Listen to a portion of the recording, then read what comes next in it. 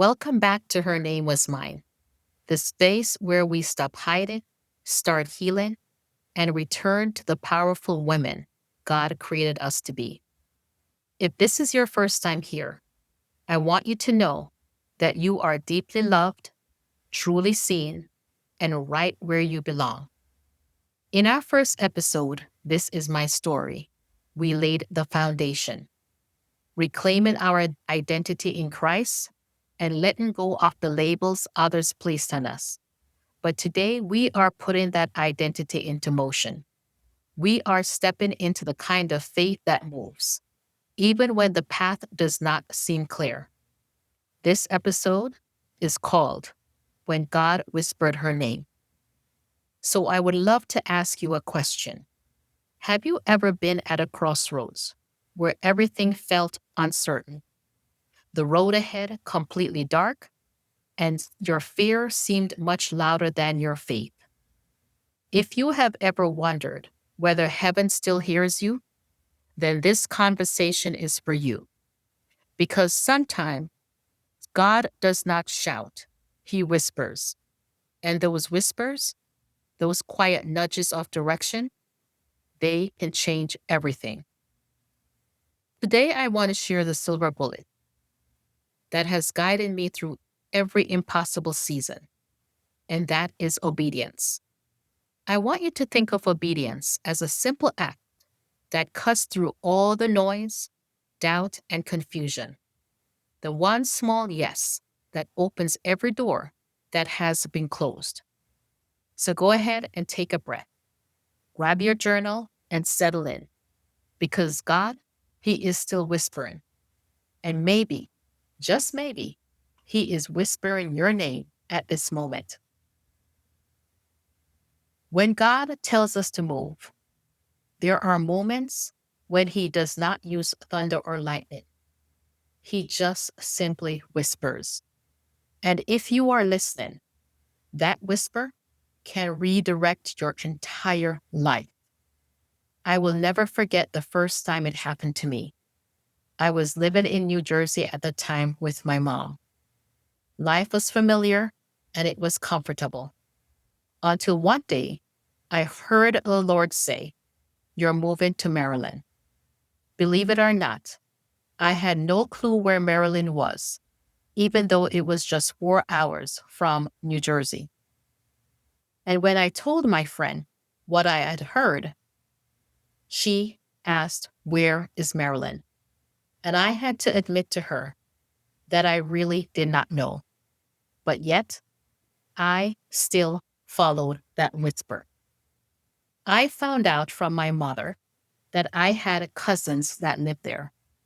So I went ahead, I scheduled an interview with the state, and I visited.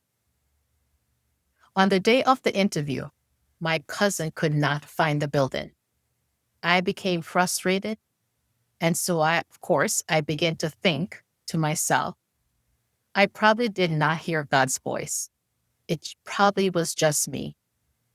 But then I realized that maybe it wasn't just me. This may also be a sign that I shouldn't move. My cousin looked at me and she could see the frustration on my face. And eventually she said to me, "Don't worry, we will find it." We found the building. The interview went very well, but the salary, that's a whole different story. It was much lower than what I was making in New Jersey. And I remember thinking to myself, this absolutely does not make sense. Why would God move me and lower what I was making? So I went back to New Jersey. I was standing in my kitchen and I prayed just one simple prayer. Lord, I will move, but you have to increase the salary. I didn't plead. I just surrendered. And I walked away and I left it in His hands. I never thought about it again until I received a call later that week that the job was mine. They had also increased my salary. It was then that I knew without a shadow of a doubt that I had heard the whisper of God. And his whisper was yes. But not only did he whisper, he also confirmed it. And he even reminded me that I would never be alone wherever he sent me. That move, it was not a random move. It was God's divine direction for my life. I lived in Maryland for 7 years.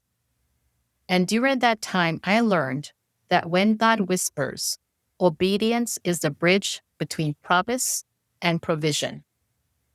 I don't want you to confuse silence with rejection. Maybe you're thinking, that story is a beautiful one for you, but that has never happened to me. Maybe you have prayed and you have waited, and yet heaven still feels quiet. Let me tell you something. Silence does not mean absence. Sometimes what feels like divine distance is really divine preparation. God might be shaping the soil before he plants the seed. So I don't ever want you to confuse silence with rejection or mistake. Delay for denial, because your name is still in his mouth. Your story is still unfolding. Isaiah 49:16 states, "Behold, I have engraved you on the palm of my hand." So if God has engraved you on the palm of his hands, how can he ever forget you? He did so with care, unshakable, and unforgettable. You are not a passing thought to the God that you serve. You are his constant focus. So if you have been waiting and you have been wondering, I want you to keep this truth very close. He is not ignoring you. He is inviting you to trust him even deeper. There was a second whisper, and this time it was moving to Arizona. And just like before, I had no clue where Arizona was until I asked a coworker. She told me that Arizona is west. We both went on the computer and began to look for state jobs. At the time, I was serving in ushers ministry at my church. And I remember walking in one Sunday morning and telling them, God is moving me to Arizona. I don't have a job or even a place to live. And without realizing it, I was walking by faith. God at the time told me to go ahead and get boxes. Sometimes when God tells you to do things, it just doesn't make any sense. But you do it anyway. And so I started to pack. My brother came to visit me. He saw the boxes, he looked at me, and he asked, "What are all these boxes for?" I looked at him. I was really excited, and I said, "I'm moving." He looked at me as though I had completely lost my mind. But I didn't let that stop me, because God had whispered before, and I know what his whispers sounded like. One night I went to church. The pastor was preaching, and he said, "There is someone here God told you to pack. You have boxes in your apartment, and you don't even know where you are going." I was stunned. I started to dance, and I started to shout. The lady in front of me turned around and said, "That's you, isn't it?" And I shook my head yes. I knew right then. That word that he spoke was certainly for me. So I visited Arizona before moving. Just like before, God provided, he opened doors, he prepared the way, and even increased my income. I have now been living in Arizona for over 20 years. And this much I can tell you. When God calls you, he covers you. Where he sends you, he will provide. No, I don't always understand his timing, but that's okay. I still have prayers that feel unanswered.